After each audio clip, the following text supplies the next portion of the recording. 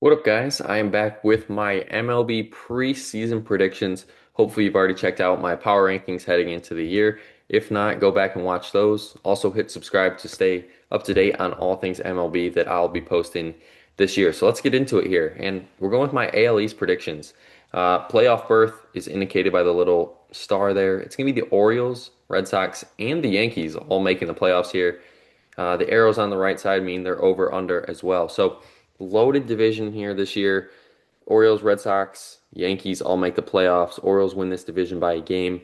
Blue Jays, Rays still get over 500, but Blue Jays have a disappointing year. I think one of these teams is going to be disappointed with where they finish. And unfortunately, that's going to be the Blue Jays this year. I mean, the Rays could be in that category as well because I think they could be a sleeper team that could get close to 85, 86 wins when it's all said and done. But I have them still going over their win total and finishing 500 this year. Obviously, the Orioles did a lot this offseason with the Red Sox. But I think the Orioles last year was a fluke, a lot of injuries, a lot of guys had down years, and I think this year they are due to bounce back really good. And in the AL Central, I have the Detroit Tigers winning the division. Not going to blow it this year like they did last year. They're going to win this division by 3 games over the Kansas City Royals, who Bobby Witt could possibly win MVP this year. And this Royals pitching staff is legit, and I think that's going to come to fruition this year. And unfortunately, the Cleveland Guardians' run of winning this division ends here. They still have a solid season. They do go on their over/under. I'm going with the over there in that one, winning 84 games, but it's just not going to be enough for them this year. Too many concerns in the lineup, bottom half and the back half of the pitching staff for me this year. Twins, White Sox, both going with their unders, and I don't think the White Sox are going to be competitive this year. Definitely have some guys that can make some big names for themselves this year. Obviously, Murakami, they're a big offseason signing, but the Twins, I think they're going to be sellers yet again at the deadline. Possibly move Joe Ryan for pretty much a haul, and I think be competitive next year. Then moving to the AL West, I have 2 teams making it. It's going to be the Mariners winning the division and the Texas Rangers making the playoffs. And you might call me crazy, but I have the Athletics over the Astros in third place in the division. Athletics taking a step forward, getting over 500 this year. And the Astros, I'm just not in this year. That 79 and 83 is kind of where I have them sitting. On paper, this is a very good ball club, but I think all good things must come to an end. They're getting older. They didn't really do too much this off season, and I think this could be the year where, unfortunately, Father Time catches up with this team, and they have a down year. Talking about a down year, it's not going to be the Angels this year. I know 73 wins doesn't look like a good year for them, but they're going to be playing some competitive baseball here. This Angels team is going to be frisky and in a lot of games if they can stay healthy, that is. And I think they will this year. Mike Trout, if he can play 120, 130 games, minor IL stints, I think a lot of Angels fans are going to be happy about that.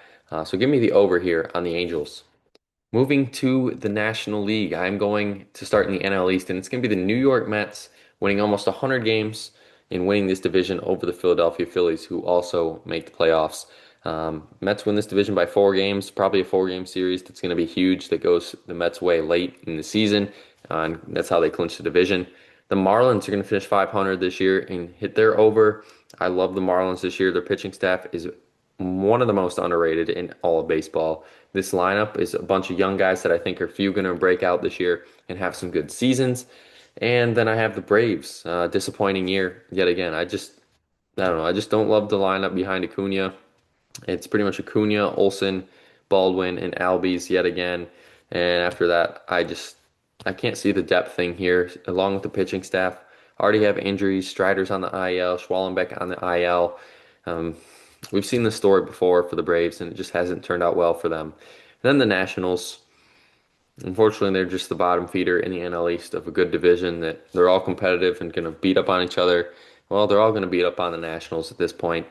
James Wood is going to be very good. CJ Abrams, very good. We've already seen what they are capable of, and I think they continue to do so this year. Cade Cavalli could be my front runner for one of the most improved players of the year and breakout players of the year, the starting pitcher for the Nationals. But the NL East, it's going to the Mets and the Phillies this year to make the playoffs.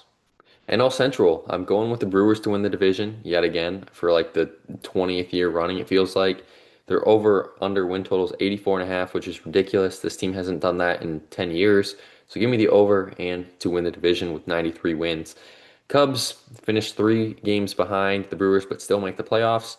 PCA, yet again, looking for a bounce back year for the second half of the season, that is. First half was insane. Second half, you could not put that one on the back of a baseball card. If you could put the first half of the season, people would think he's the next Aaron Judge for those power numbers at least. But unfortunately, didn't go that way in the second half, and I think he's going to have a good year. They signed Bregman to really bolster this lineup as well. So give me the Cubs to make the playoffs. The Reds, their pitching staff is going to have to be the mainstay of this team. They signed Suarez to bolster third base and give this team some power, but the pitching staff is going to be the key because Hunter Green's already on the IL. If they can stay afloat around 500 when he comes back, probably late June, early July, maybe the Reds could be contending for the second spot in this division and a playoff spot. I mean, they made the playoffs last year, so who's to say they can't do it again this year? And a team that everybody is in, supposedly on this year, is going to be the Pittsburgh Pirates. I'm not in on them. I know they have Paul Skeens and made a few off-season signings, but it's still the Pirates we're talking about here. We haven't seen them be competitive in almost 8, 9 years. Ever since Garrett Cole was on this team, pretty much, is the last time the Pirates were good. And talking about a team that isn't going to be good. It's going to be St. Louis Cardinals, but they are going to be fun to watch. Young team, that's for sure. JJ Weatherholt is going to be the mainstay for this team for years to come. He's going to be breaking out this year and possibly win Rookie of the Year. So make sure you tune in to those games when the Cardinals are playing, like the Cubs, Brewers, any divisional opponent, because the Cardinals are going to put up a fight, that's for sure. And then moving to the NL West, I have the Los Angeles Dodgers winning close to 100 games, as I mentioned in my last video. It's going to be 99 wins this year, better than last year, which is kind of surprising. Um, I don't know. The Padres, they're going to be winning this, making the playoffs. They want to win this division for the first time and feels like forever, but I just don't think they can do it. They can't get the monkey off their back being the Dodgers, and they're going to be 10 games behind the Dodgers when it's all said and done. That's why I think the Dodgers are going under in their over-under win total. I think they can take it easy the last few weeks. I mean, they're going to still try to win, of course, but maybe not play their best lineup every single night. Get some guys off, some more rest as they head to the playoffs. I'm in on the Giants hitting their over, bringing in a brand new manager from college to the pros, Tony Vieto from Tennessee to the Giants, and having Devers now under a full off-season program. I think this Giants team is going to be very good. Logan Webb, especially throughout the year. Something the Diamondbacks don't have is consistent pitching. They brought back Gallen, brought back Merrill Kelly, but after that, I'm really not sold on Fat as the three. And this lineup is kind of inconsistent behind Carroll, Marte, and Perdomo. Don't really love my options there, so I'm going with the under in the Diamondbacks, getting and staying under 500. Then why not root for the Rockies this year? Their over-under's 53.5 wins. I mean, come on. I think they can win 60 games this year. So cheer for the Rockies this year. Maybe that's the team you're going to bandwagon for this year. They're up there for me, but we'll see. I haven't decided yet what my bandwagon team's going to be besides the Tigers. And here's the bracket according to my predictions with those wins and everything. So you have the Orioles and the Dodgers as the 1 seeds, Mariners and the Mets as the 2 seeds, and then everybody else filling in the wild card round. So we'll start in the top left there, the 4 versus 5. New York travels to Boston for a 3-game wild card series, and that's going to be a good one. It's going to be Garrett Cole versus probably Ranger Suarez in that one in the first game. And I'm going with the Red Sox to steal one the first game. And I think this game goes 3 series, but Roman Anthony is going to be the big X factor in this series as they move on to face the Orioles. Now, moving to the other American League series, I think the Tigers are going to sweep the Rangers because, well, they got the best duo in baseball. It's going to be Tarek Skubal and Framber Valdez shutting down that Rangers lineup, and the Tigers doing enough at home to get those victories.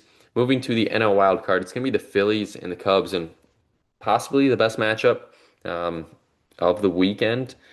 I'm going with the Phillies here. I think Christopher Sanchez is going to be the factor. Like I said, he could possibly win the Cy Young this year, and he's my favorite to win the Cy Young in the NL. So I love that matchup there at home against the Cubs lineup, who is a lot of lefties in that lineup. And then you're going to have Zach Wheeler, Aaron Nola. I mean, who do you want as 2 and 3 for these games? And the Cubs, well, that's kind of where the concern is there for games 2 and 3. behind, Shota. Who are they going to have after that one? Is it Tyone? Is it Cade Horton? Who's going to break out for that Cubs team pitching wise? So right now, that's why I'm moving with the Phillies here. And the Brewers, Padres. I don't know how, but the Brewers are going to do it. I think it's going to be just one of those efforts that the Brewers gutted out in three-game series, probably like 2-1 victory, a 3-1 victory, and they probably lose one game like 7-2 or something. So the Brewers at home, we've known that they've struggled in postseason in past years of just scoring runs, but I think they get by here in the wild card where the Padres struggle to just do anything in the playoffs. We've seen that time and time again. So moving to the divisional round, it's going to be the Orioles and the Red Sox. And I think the Red Sox win this one in four. The Orioles, haven't been there in a while. It's a lot of young guys that haven't been there. Where the Red Sox have experience in this stadium, or sorry, in the stadium because obviously they play in Baltimore a lot, and it's going to return home. The Red Sox are going to win this series at home in Fenway, and I don't know. I just love the Red Sox this year. I'm kind of in on them. I know that there's a lot of Yankee fans here that are watching this, but unfortunately, I'm just in on the Red Sox. I mean, how can you not be on paper rooting for the Red Sox just because this team is loaded with young talent and could possibly, turn that into something this year? We're going to get a rematch in the ALDS. It is going to go five in Seattle, but this time it goes to the Tigers. And I think Scooble is going to beg AJ Hinch to not come out until this team has a lead. And I think that's going to be the case. I think the Tigers win this one in five. Good run for Seattle yet again this year, but it's just not going to be enough this year for the Tigers because they're going to have that chip on their shoulder from last year. Phillies Dodgers, it seems like we get this matchup every single year in the playoffs, and it never goes the Phillies' way, but this year it's gonna. I think the Phillies lineup is going to be competing with the Dodgers, probably 1A, 1B in this one, back and forth. Phillies are going to somehow find a way to squeak one out on the road. And win game five. I think that's what it's going to be. They're both going to win. They're each two home games of the series are going to go either way. To the Dodgers at home and to the Phillies at home, and then the Phillies go to LA in game five and win that one. And we're going to see the Mets and the Brewers, and it's going to be the Mets. Freddie Peralta beats his old team in four. The Mets move on with their loaded lineup. I think this is where the Brewers lineup costs them in the long run. And for that reason, the Brewers lineup, and we've seen it, like I mentioned earlier, just in previous years, just isn't enough to compete in the postseason. So here's your ALCS. It's going to be Red Sox, Tigers. And I'm going with the Tigers here because why can't the Tigers do it? If they can get past the ALDS, why can't they get to the ALCS and win it? Same for the Red Sox, though. I mean, the Red Sox Tigers would be a great series. Pitching would go back and forth in this one.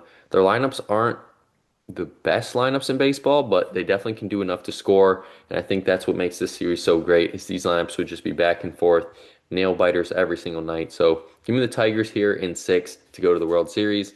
And who will they be playing? It's going to be either the Phillies or the Mets. And I'm in on the Phillies this year. I think the Phillies can get to the World Series. If they can get past the Dodgers, I think it's, I won't say smooth sailing because, they got to play a division rival here. And then in the Mets, it could be a little disrespectful there to the Mets, but it's one of those things. If you can just get it off your back of not beating the Dodgers, you beat the Dodgers there, you're going to take that momentum and ride that into the NLCS. And I think the Phillies win this one in five over the Mets. So it's going to be a Tigers-Phillies World Series. Dave Dombrowski from the Phillies, used to be with the Tigers here a long time ago. And who is going to win the World Series? Well, it wouldn't be a biased take if I didn't take the Tigers to win the World Series here in my predictions. Now, if we're going no bias aside, I'm still going to take the Phillies to go, and I'm going to have them actually play the Red Sox, and I'd probably go Philly here in this one. But, got to take my Tigers here in the last year of Scooble. I'm all but convinced on that. So if they do win this World Series, Scooble, Valdez are going to have a great series, and this lineup is just going to have to do enough to claw their way to probably 4 runs to get these wins here.